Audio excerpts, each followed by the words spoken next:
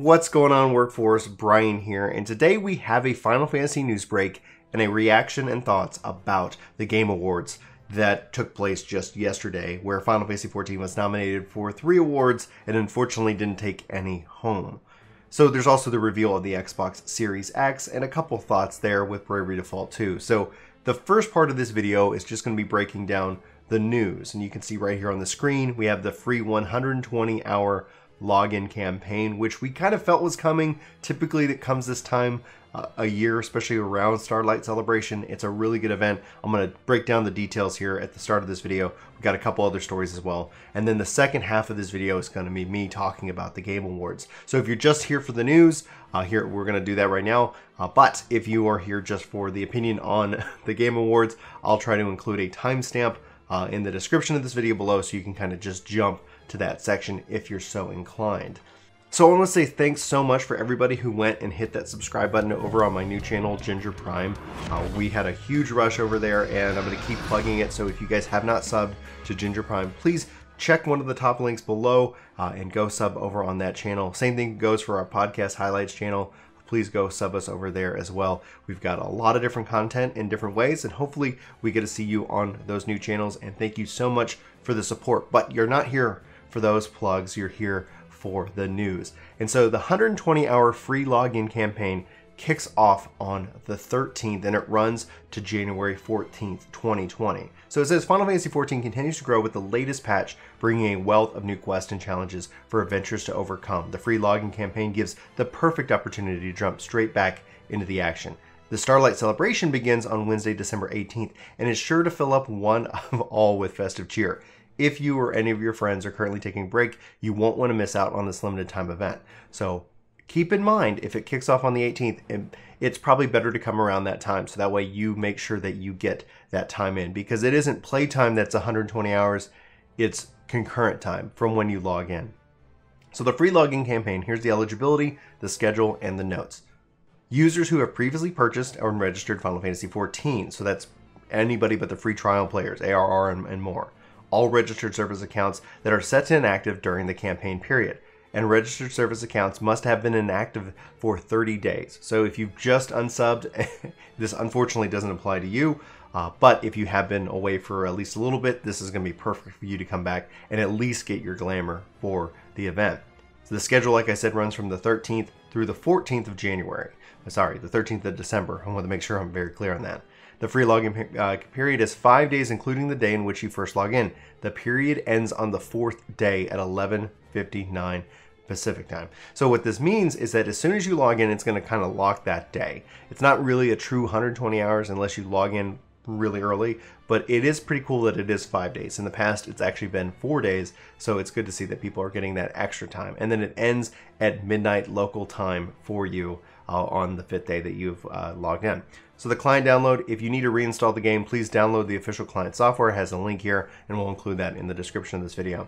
So more notes. The free login period begins after logging in via the game launcher using your Square Enix username and password. So if you do this, if you hit that, if you hit login, you have now opted into it. It's going to do that check, and it's going to flag you. So don't feel like, hey, I'm going to log in and make sure everything's updated, and I'm going to come back in a couple days because I'm going on vacation and I want to play when I get back. You're going to have used that time, so just keep that in mind.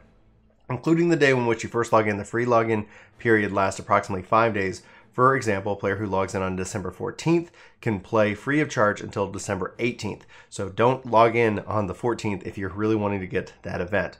Players who are logged in when their free login period expires will be forcibly logged out from the game. Players with multiple service accounts registered to a single Square Enix account cannot participate if at least one of the accounts is currently still active.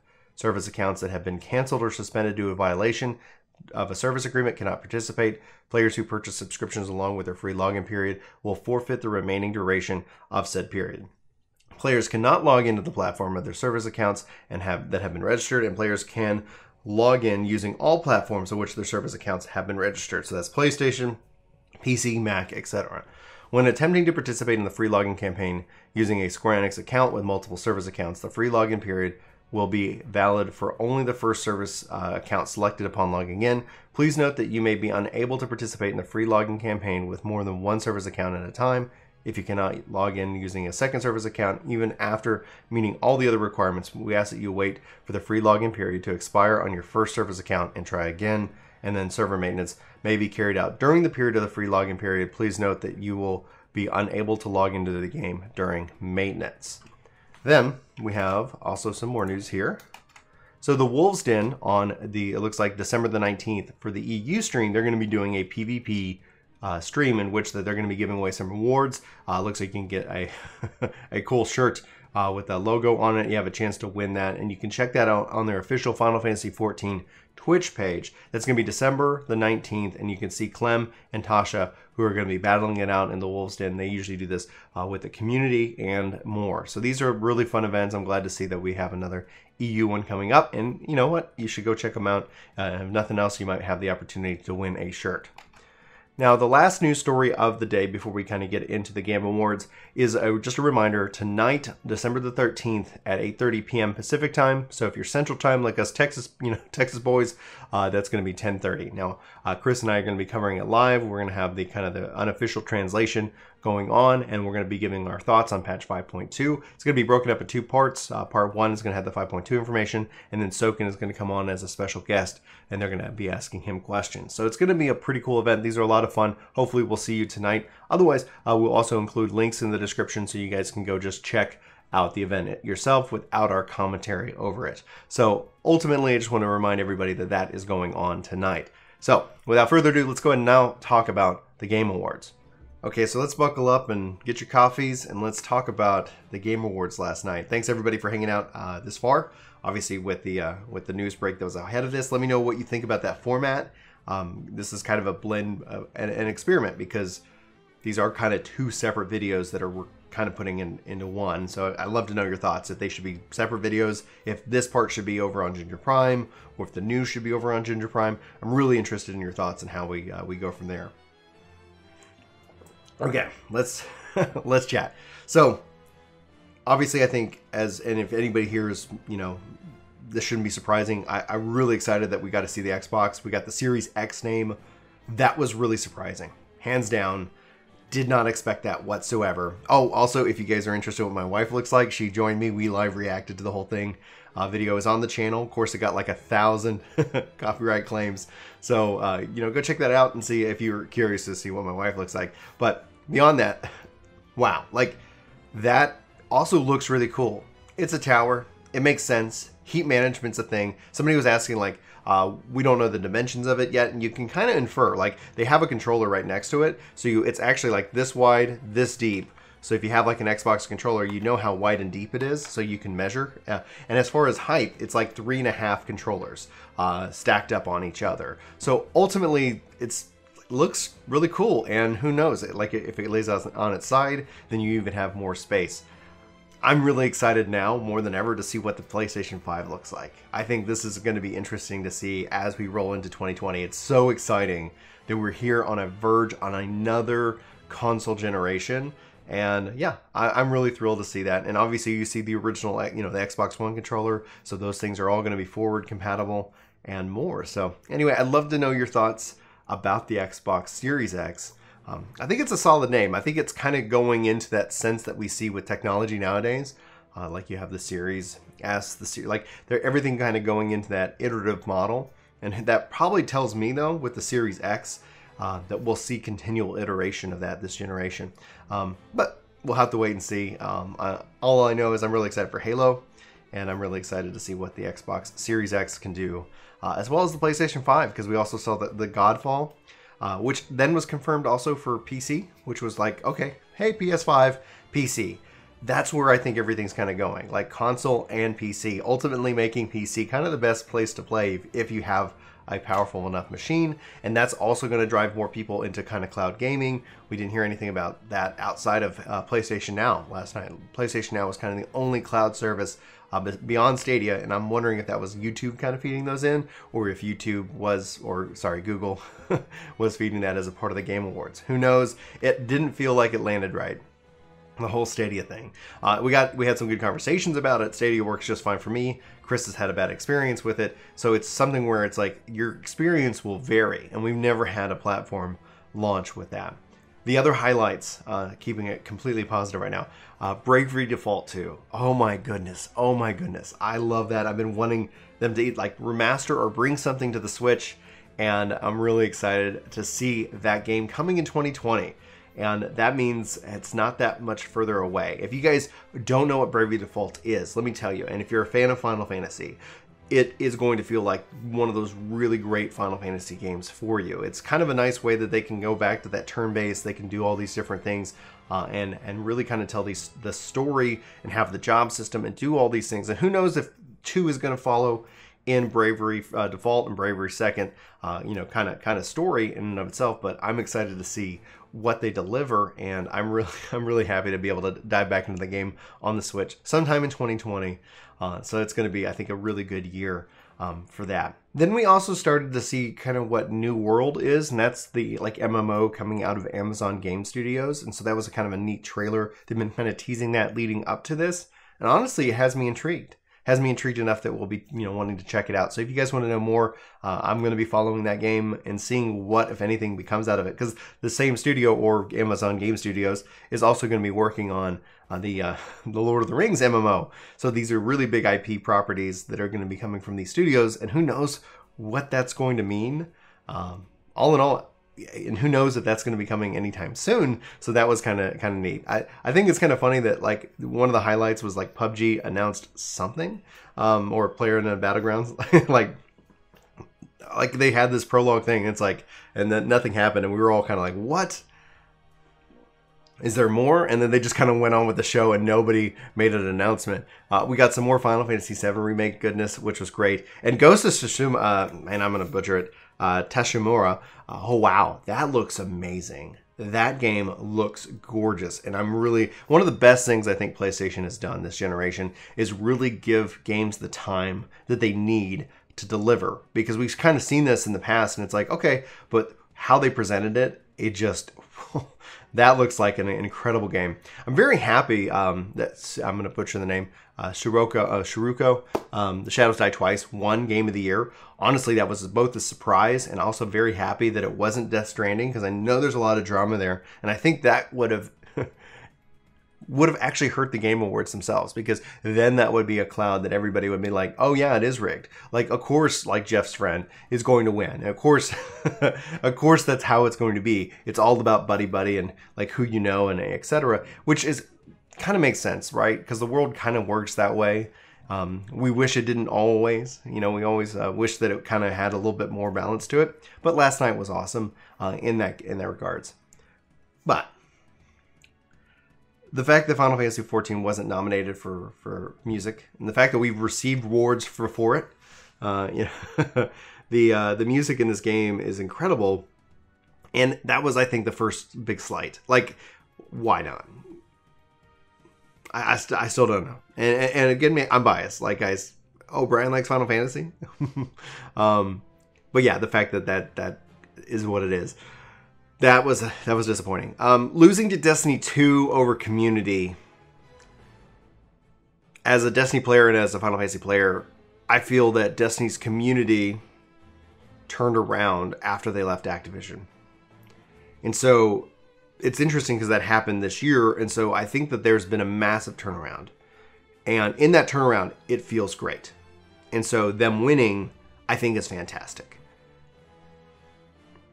I think the challenge, it's, 14 being nominated and being a game that is Japanese based, that's then relying, there's a part of the community, us, Mioni, Happy, like all the different content creators are able to kind of help provide information, right? Ethos does, lore, Gamer Escape does a lot of the breakdowns. So there's a passionate fan base. And so there is that, but that doesn't necessarily, I think, all tie into maybe how this is judged in and of itself. So I'm willing to concede that loss to Destiny 2, especially based off their turnaround. I think that has been the most dramatic this year, and also the most exciting to see. And as somebody who's really in love with that game and the community, it's just fantastic. So I will concede that point. All right. Then losing on persistence to Fortnite.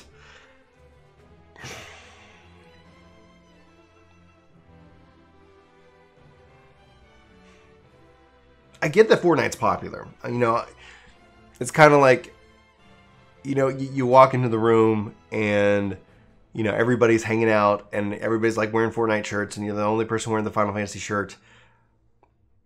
But when you go and look at the impact that especially Shadowbringers has done, what it's delivered in narrative, what it's delivered in terms of what an MMO can be, and it's not for everybody. I know there's plenty of people who don't like it, and that's fine. Like, you know, that's the best thing about games is there's plenty of games to play.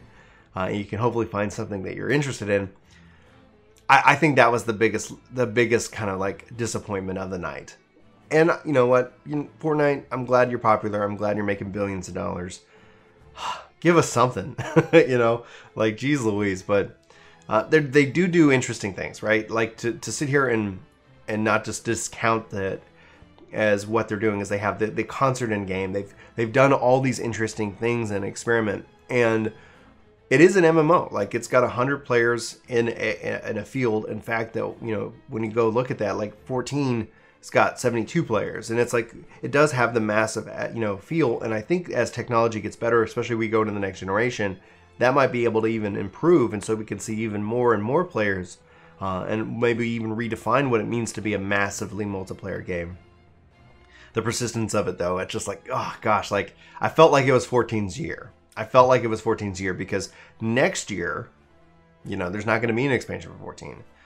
We also talked about this on the podcast, and that's up now if you guys are interested. But the fact that WoW Classic wasn't on any of these lists feels a little bit strange. Like, just the fact that, and also Star Wars, like Star Wars and WoW Classic not being on any of these lists, just feels a little bit strange to me. And I'm just going to leave it at that because we kind of went into that on the podcast a lot. It's unfortunate. I think 14 didn't win. I think in my mind they should have at least taken home one award. That would have been really fantastic. The overall, as a part of the show went, I actually really enjoyed it. I really enjoyed the music of the orchestra. I think that was really great. I think Green Day, like as a fan of them for like back when I was a kid, you know, I was like, it was really cool to kind of see them perform. But the difference here, the contrast is, yeah, their music's in the Beat Saber game, great. But the contrast here is that the music and all the performances that led up to that were all based off of in-game music. Cyberpunk 2077 has a chance to change that completely in and of itself, where the music from the game could be that. Like, they are taking artists from the world and fitting them into Cyberpunk 2077, so having them perform like next year at the Game Awards would feel really natural because it is the performance of the video game music. And once again, I think that the orchestra did great. The last kind of like meme or gif was obviously with Vin Diesel's game with Fast and the Furious. It was like, graphically, like the cars and everything looked fine, but the actors did not. And then when you go look at how everything else was presented, especially when you look at Hellblade 2, when obviously next generation hardware, great. But even still, like when you look at what this generation was able to perform, I think generally it was like, it felt like there might be a excuse me. Sorry, my voice like just totally went out on me. It felt like it was like, what is this, a PS2, PS3? Like, it didn't look like bad at like PS2 levels, but I was like, what? Come on. Budgeted that up. They're still in development. Hopefully they'll be able to continue to do that. The Phantasy Furious is such just this popcorn candy, just this great, it is this great, you know, Fast and the Furious, I really have enjoyed the series, and they're, you know, obviously it's just something that's just fun to be had. But I don't think that landed well last night. And that's just my thoughts. So for Work to Game, guys, let me know what your thoughts are. I'd love to have those conversations with you. Are you excited about the Xbox toaster? It's two toasters stacked on each other, taped together. Two Wii's, two GameCubes duct taped together.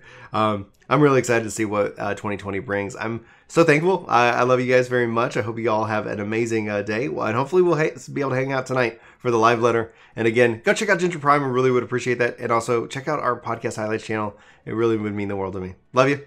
Take care. Talk to you soon.